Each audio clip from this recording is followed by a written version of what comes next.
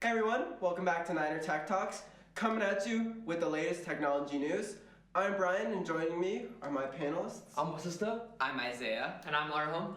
So guys, I've been seeing Meta Ray-Bans, and even more Meta Ray-Bans. And so these are like the new, latest smart glasses technology, and it's just kind of amazing, right? And so I want to know, what are y'all's first impression on this new and rapidly developing technology here?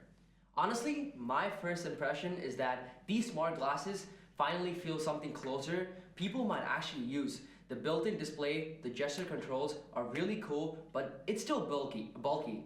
The battery life isn't great, but and since Meta is making them, I'm a little skeptical about the privacy side. It's impressive tech, but I don't think it's ready to replace a phone yet.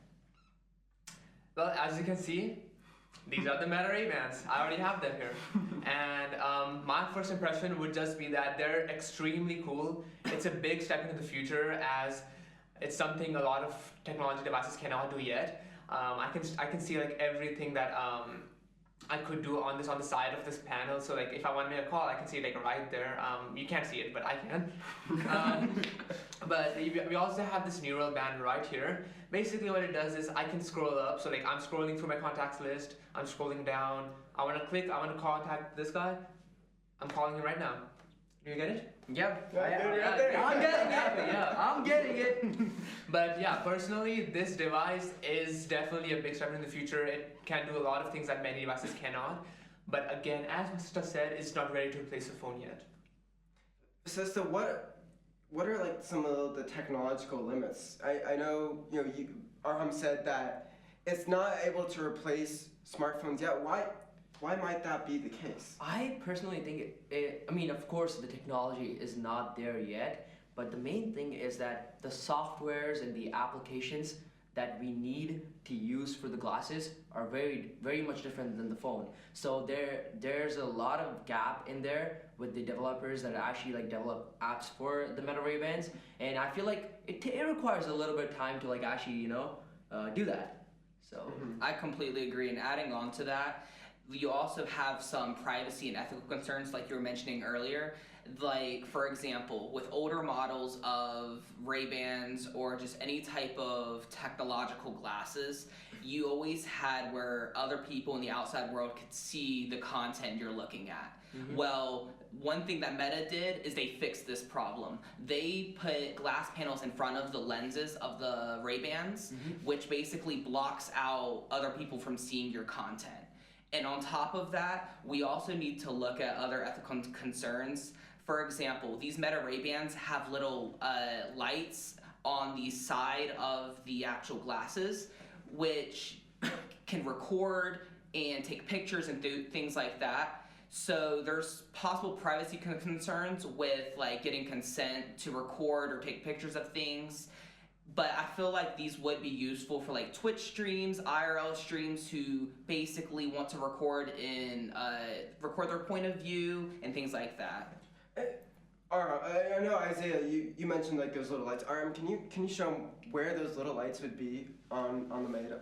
Of Isn't course. it like on like the side? Yes, right? there. So like over here, we have like 2 cameras, and like it's like right out, like around them, and that's when like it's being recorded. And yeah.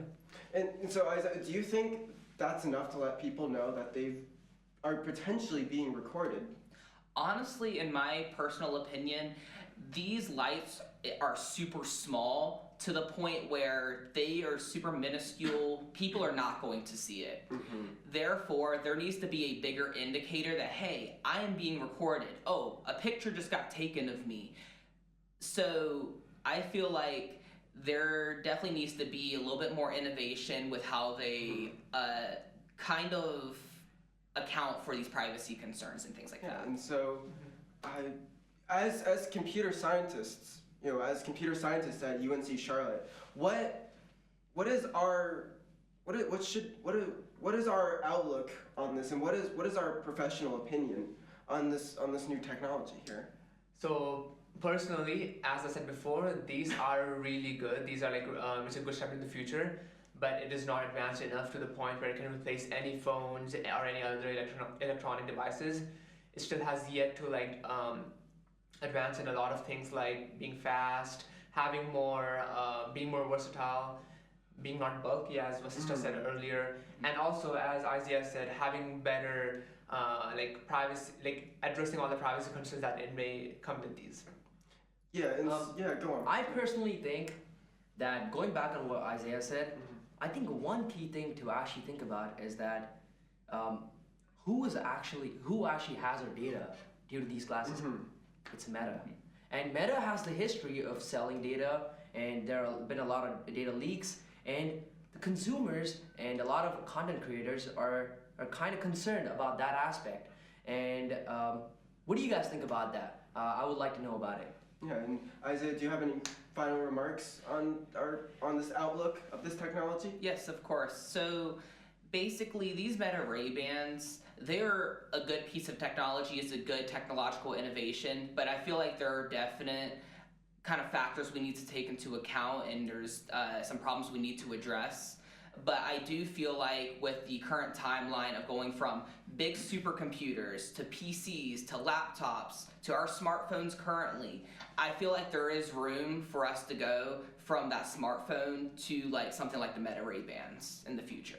Yeah, I mean, I think we provided a lot of great insights here. You know, what I think we need to take away from all this is how should this be regulated, right? The privacy concerns and the ethical concerns that are going into this.